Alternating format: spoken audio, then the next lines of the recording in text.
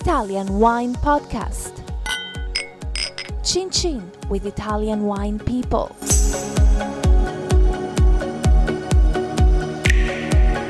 Hello, this is the Italian Wine Podcast with me, Monty Waldin. My guest today is Devis Romanelli from the Romanelli Winery in the town of Montefalco, which is part of the Sagrantino di Montefalco region in Umbria. Devis, welcome. Thank you. A little bit of family history first, please. You're very young. How old are you? 35. 35. You look like you're 23. Amazing. It must be the Sagrantino, all those antioxidants. Yes, the effect of Sagrantino and also the extra virgin olive oil, because the area is famous also for the good extra virgin olive oil. Okay, so your part-time job is also the promotional guy. No, for the region. Okay, so it's obviously a family winery. Just give me a little bit of history of Grechetto and Romanelli. Yes, the farm started in 1978. My grandfather and my father was very different farm because was the typical Italian farm with olive oil, with wine, with cow. It was very mixed. And during the years, changed this system, and now after around 40 years, we are more specialized and focused in the production of wine and also olive oil. So how big is the estate in total?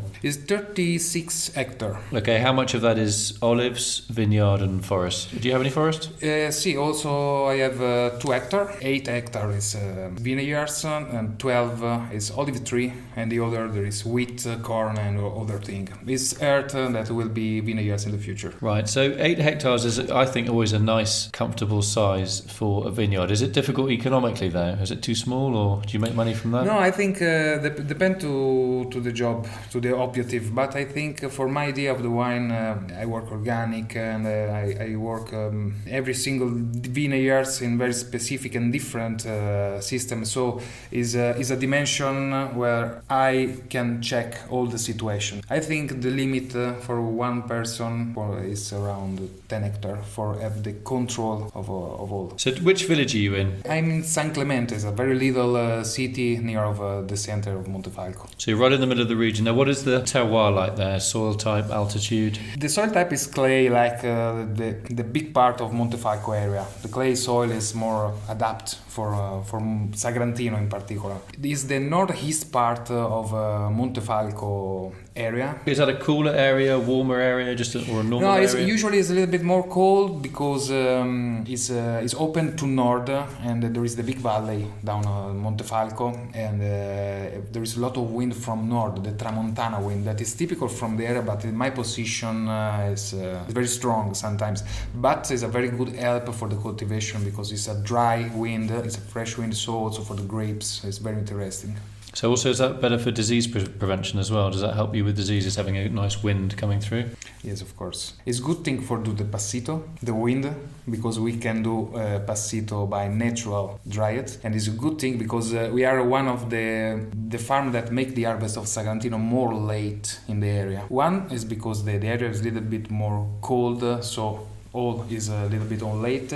2, because I think the keys about Sagrantino is make the harvest more late that is possible for a more balanced and elegant wine. So you really are still a mixed farm though, aren't you? It wasn't as mixed as it was probably before you were born, but you still have several crops. So there is a bit of biodiversity there. You say you have cereals. So the cereal crops you have, are they used for pasta? What do the grains go for? Do they make bread, pasta? Yes, of course, but more bread. For pasta, probably there is some different type of wheat, some different type of soil.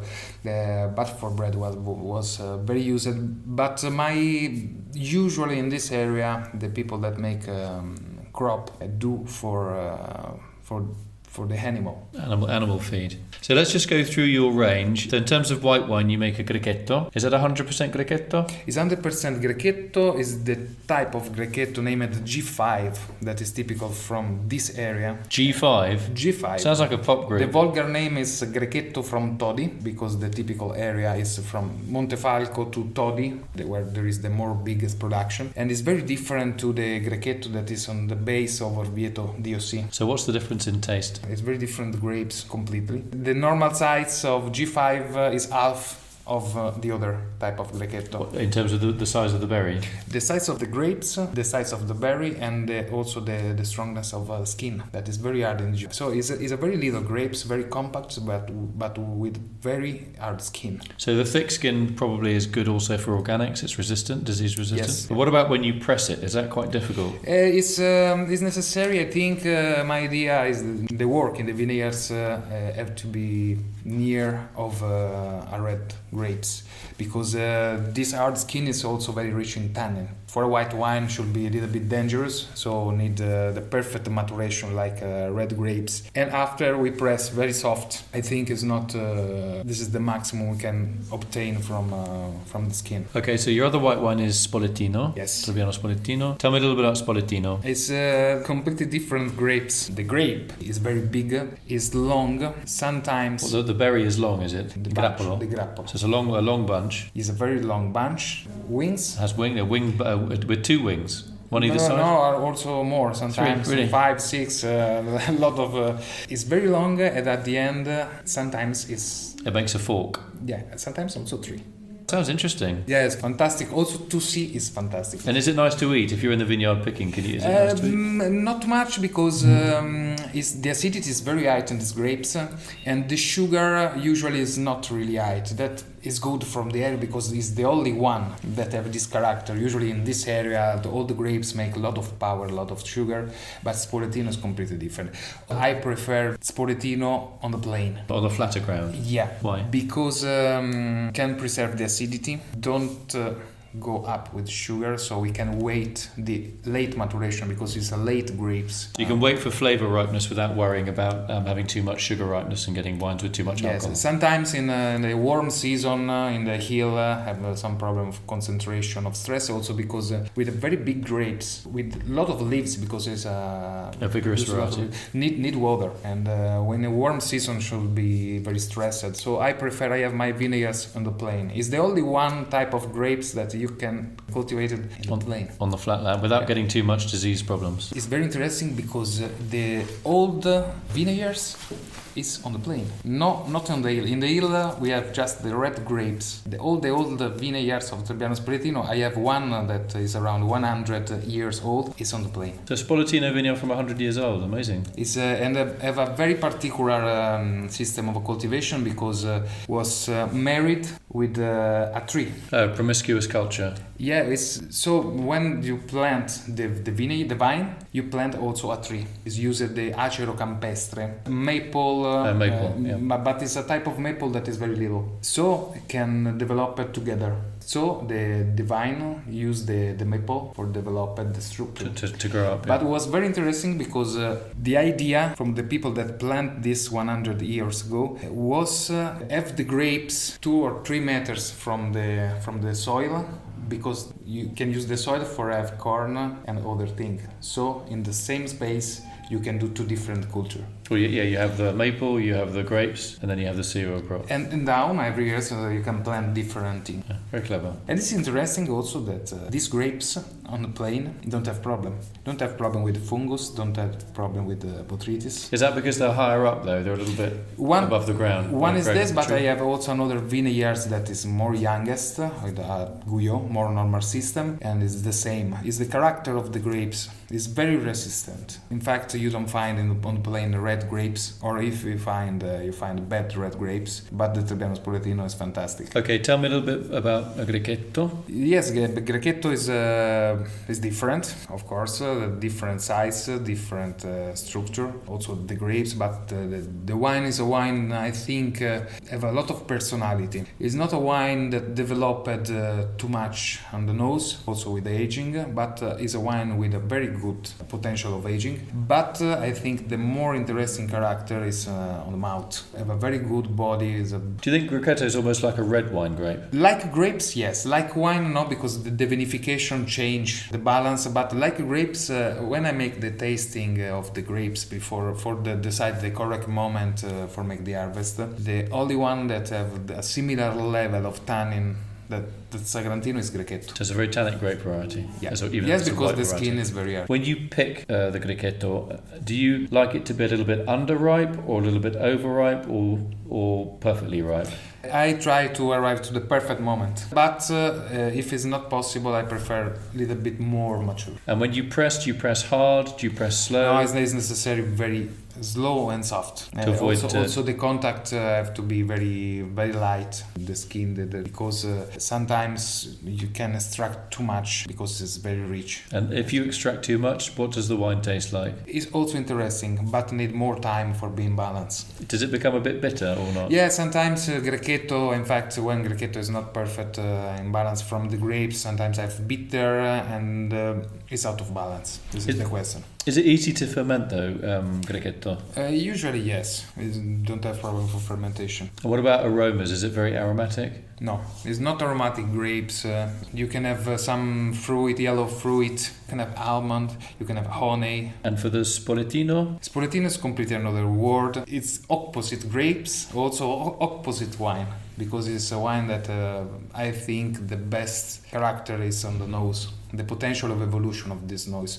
I think is a wine that is better wait around minimum 1 year. So 1 year in the bottle? I make 18 months. So after 18 months Spoletino in the bottle, what does it taste like? What are we looking for in terms of aroma and flavour? It's fantastic because you find herbs like sage, rosemary, but... You've got such a big smile on your face talking about this. Your face is just lit up. Yeah.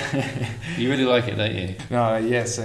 Also because, have the herbs, but when it's a little bit more young, have a lot of agrumes. Citrus fruits. Thank you. But anytime you can feel the sea. Oh, salty. Yeah. Briny almost. Yeah, it's incredible on the nose and on the taste. So what's a good food for that then? Depends to the interpretation. My Trebbiano Spoletino is made with 40-50 days with the skin, so also on the mouth is a very complex wine. It's not oxidated because I don't like oxidated wine, but the level of acidity and pH is very good for make the skin contact. So pH is the acid strength of the wine, and protect the wine to from during this period. So you're making like a quotes orange wine, but you don't want it to be really, but it's not orange. Really disgusting and funky and horrible. So you 40 days on the skins. So what color does it? It must pick up some a little color. bit gold. Okay. A little so bit. greeny gold. If I do the same in Grechetto, probably will be brown. I think because the character, the acidity and pH is completely different. So you've pressed it and you fermented it. You leave it 40 days on skins. Cold or warm? What temperature? The normally is ambient temperature. Yeah,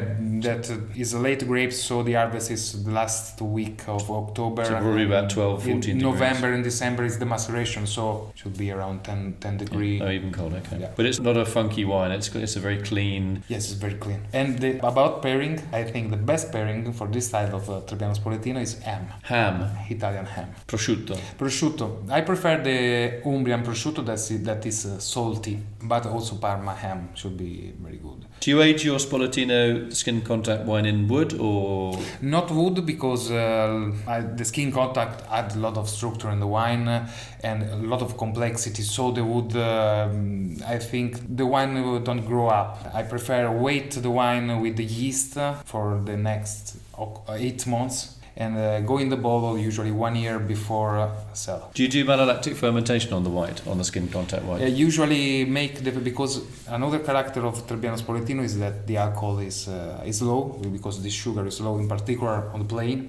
So the acidity levels high, presumably. Yes, but during the maceration, the wine develop naturally also the malolactic fermentation. So it does malolactic on skins? Yeah. Amazing, white wine. Yeah. Not one time I separated the skin that the malolactic is not done. Interesting. Yeah. Do other people do that in this region? I've never heard of anybody doing that with Spoletino in this region. Skin contact, malolactic on the skins.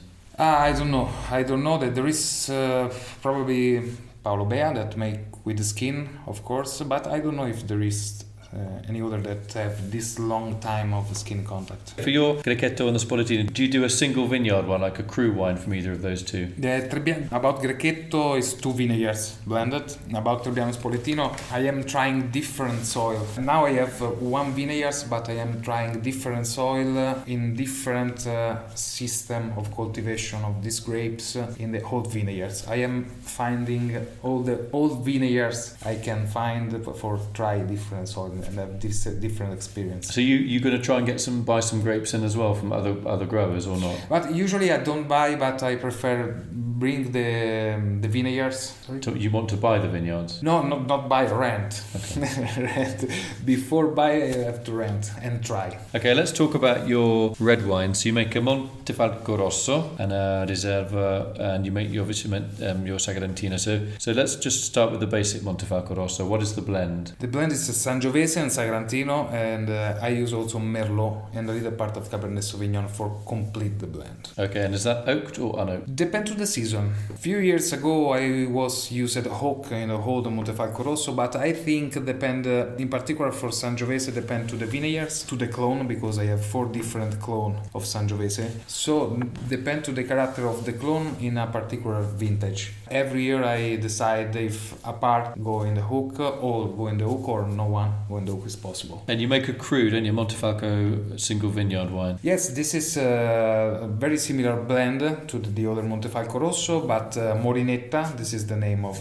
Molinetta. Molinetta. Molinetta is a little windmill. Yeah, perfect. It's the only one vineyards I don't have in the main hill where there is the center of the farm. Is in the hill in front, but the soil is completely different. In the main hill we have clay soil. In the Molinetta vineyards we have sandy clay soil. So the quantity of sand is more right, and it's very interesting because Sangiovese usually in the clay is very rich grapes, make very big grapes also. In the sandy soil, the size of the grapes is half, with the same clone, but it's half. So change the proportion with the skin, change the maturation, and usually make wine that is very rich. So I wait 5 years before sell. And do you age that in oak? Yes, and this wine all is done.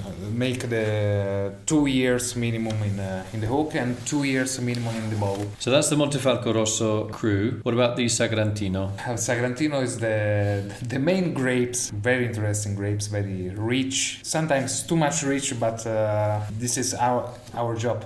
Your challenge? Yeah. La sfida. Yes, I think that is grapes that is incredible. But my idea in Sagrantino is developed more the elegance than the concentration, because it's a wine and it's a grapes that have a lot of structure itself. It's not necessary work for find more concentration. I prefer work more in the elegance. How are you doing that in the vineyard and in the winery to get that elegance and delicacy rather than this huge big lump of red tannin that I think my way is wait more than is possible for the harvest. To later picking? Usually I am the last one or one of 2-3 winery that make the harvest more late, sometimes also in November. Does that help though that you said earlier on that you have a cooler site? You get these cooling winds, yeah. So you get presumably very slow maturation. This is very, very important, but... do you get seed ripeness though? This is the question, is wait the phenolic maturation, try the seeds, try the skin, and understand when the tannin is perfect mature. Because when Sagrantino have the perfect mature tannin, this tannin is fantastic. The challenge is have the perfect maturation. So we have to wait. So when you go into the vineyard in autumn, and it's probably, I imagine in the morning it's quite foggy and you get some wind, and you're going out, I assume, you're eating a lot of grapes and crunching them and chewing them and spitting yes. them out. So what are you looking for? You're looking for brown pips, dark coloured... it's very important, yeah. And the skins? Before I check the skins, that is important, it's like coffee, the same color. Coffee beans. And after I taste the skin, sometimes it's not perfect correspondence, these 2 parameters, but it's necessary check both for understand if the correct maturation. So with this we can have very mature grapes, so in the cellar is very easy. But you're not looking for overripe grapes, are you? No, I hate the overripe grapes, because when the grapes is overripe, I think we lost the character, the identity of a terroir, the identity of a grapes, because the too much mature grapes is the same around the world. So you pick the grapes by hand, you take them into the winery, then what happens? Do you de-stem? I put out the stamp, and after all is very simple. It's very easy, because with the mature grapes, not too much things to do in the cellar. Just check the fermentation, and I do 2 months of skin contact also in Sagrantino. So how long, when you do the fermentation, do you prefer a quick fermentation or a slow fermentation? fermentation? Do you manage the fermentation, the alcoholic I fermentation? prefer the clean fermentation, very stable, because long skin contact is very important. That the fermentation is very regular, not too much fast, but not too much slow, because can do some problem of volatile acidity, vinegar. Also, because where there is this condition is difficult that the wine have problem of reduction during the skin contact. So I can make 2 months. That is sometimes it's not easy, but it's a very interesting way for developing better the character of Sagrantino in the wine. What kind of tanks do you have? Still, Big or small? it's small. The more biggest is 50 hectoliters. So that would hold 6,000 bottles. That is quite small. Sorry. That is quite small. How high do you fill the tanks though? Depend to the quantity I have, because I have also more little tank. Sometimes when I have, for example, a 30 hectoliter tanks, I bring the wine and use this wine for To top up. the other. But for example, when I make the cru in the best vintage, I can do this job. I can blend 2 different wines, so I use nitrogen for. But the last 3 years, I try to close the tank before and the fermentation. So inside we can have the carbonic from the fermentation, and it's perfect. It's perfect job. It's necessary to check the correct moment, because it can explode the tank, but it's okay. But when do you close it? How early on in the fermentation do you close the tank? You mean you wait until the furious part of the fermentation is over and then you close, or do you close the tank a little bit earlier than that? A little bit before the end of the fermentation. So like when you're in your density, you'd be 10-20 or something? Usually when I close, there is less of 10 grams of sugar. So pretty much near the end. But developed not too much, but again developed slowly. A little bit carbonic, so it's a good help. So when you're if we rewind a little bit, what are you doing for extract? Are you pumping over? I make délestage. Délestage is basically when you drain off some fermenting juice or wine from the tank and then put it back over the top. Yeah, 1 per day during the fermentation. So I always think délestage can be quite an extractive process because it originated in Bordeaux. Defend yourself. Really, I use délestage because for my objective is have more aeration. Yes, the oxygen is very important to avoid for reduction. Regular fermentation. So I can do the long skin contact. And it also helps the yeast that you're giving them a bit of oxygen so they can keep going. Yeah, this is the question, because the yeast for have a good fermentation need of good grapes, of course, but need also oxygen for don't have problem or reduce the problem. So this idea of making something that is homogeneous but obviously complex, that's what you're trying to do, isn't it? You're trying to make sure you have this very homogeneous fermentation where you get a lot of complexity. You get all of the complexity out of the grapes that you've obviously got from the vineyard to make sure that all of that potential complexity is transmitted into the wine. That's the idea, isn't it?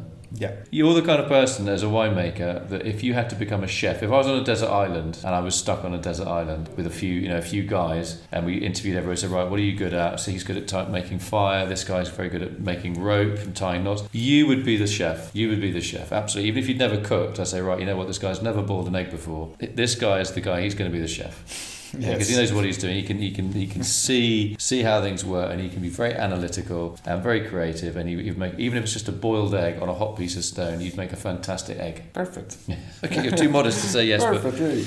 So, do we get the name of the 2 crus though? That's important. You make these 2 cru wines, site-specific wines. Yes, it's for Sagrantino we have Montefalco Sagrantino that we produce every year, and the cru is named Medeo. That is the name of my grandfather. We produce Medeo just in the best vintage. Really, we start to make this wine only in 2011.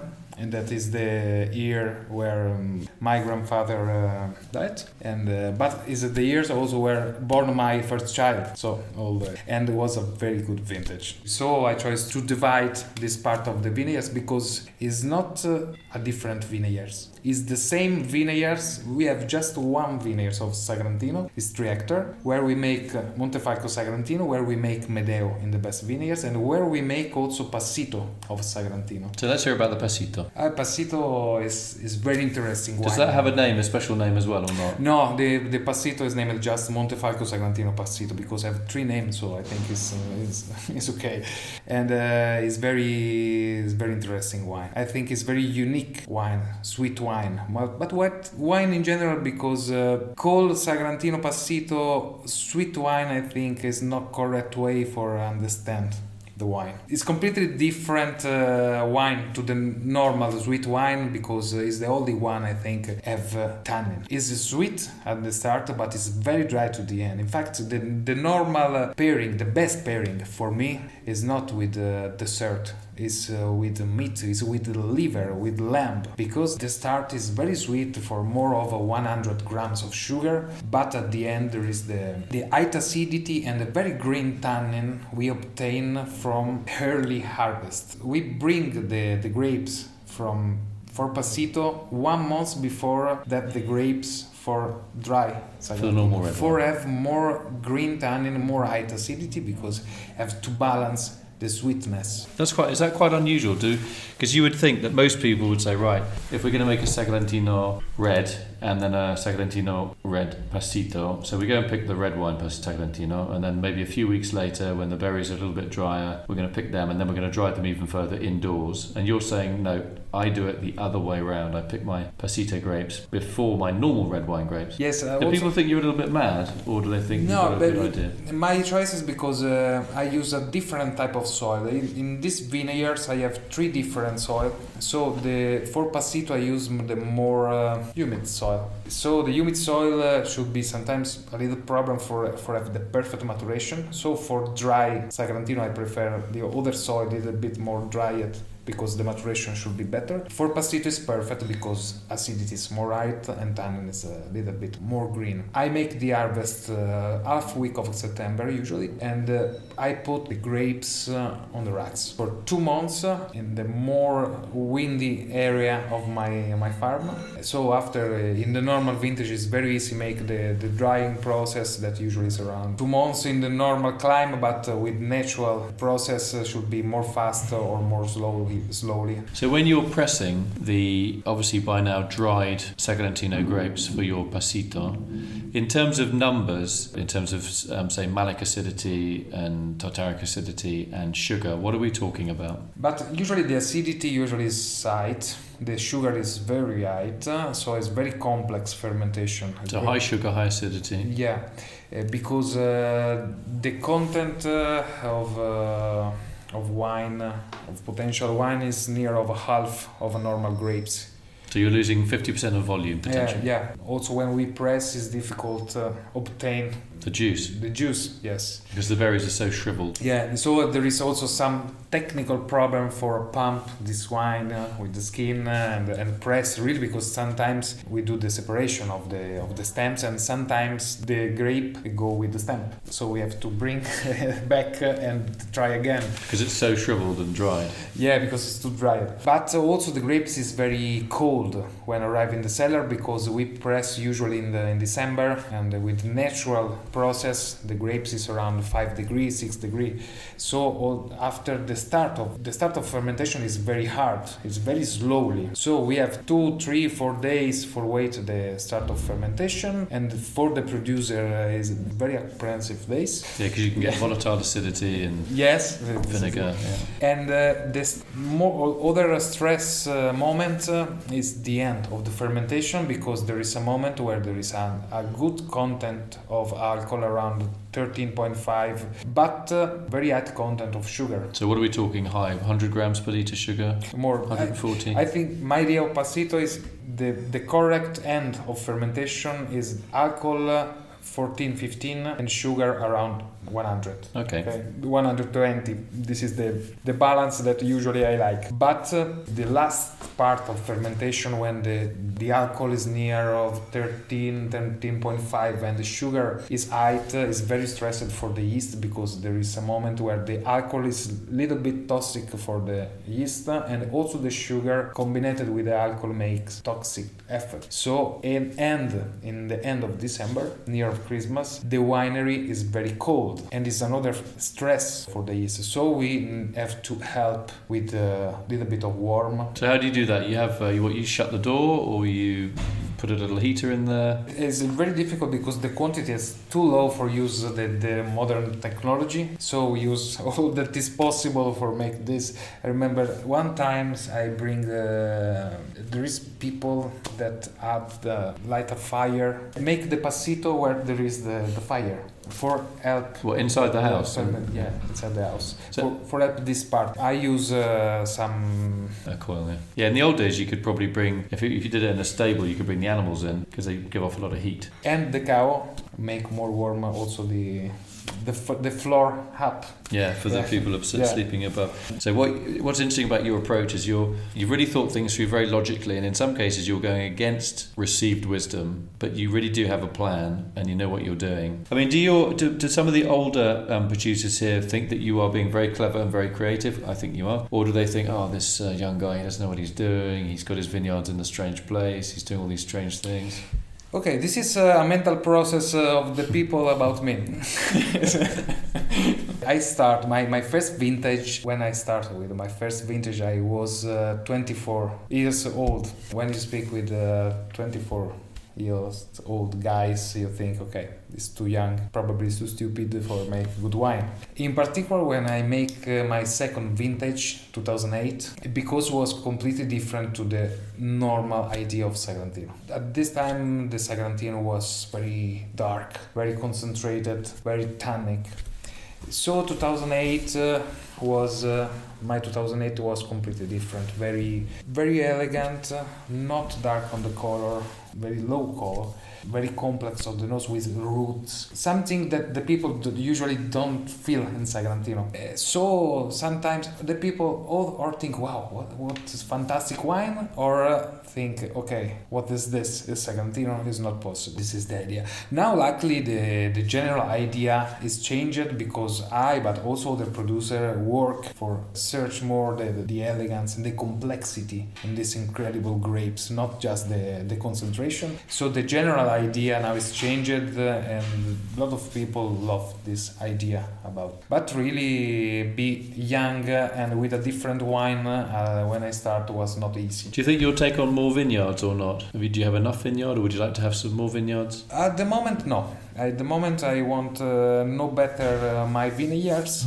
because there is an incredible varieties of different soil and different situation that I would like understand better, and like the crew, I want try something different for different vineyards in different situations. So I love to do this. Just the Trebbiano Spoletino is the only one I had the last 3 years in my production, because before Trebbiano Spoletino was not made it in my area, but it's a grapes too interested for don't try to. Okay, so it's too interesting to resist. Is there one, if you had the time and the money, is there another type of wine you'd like to make here? You don't want to make a Chardonnay. I'm sure you're not interested in that, but no.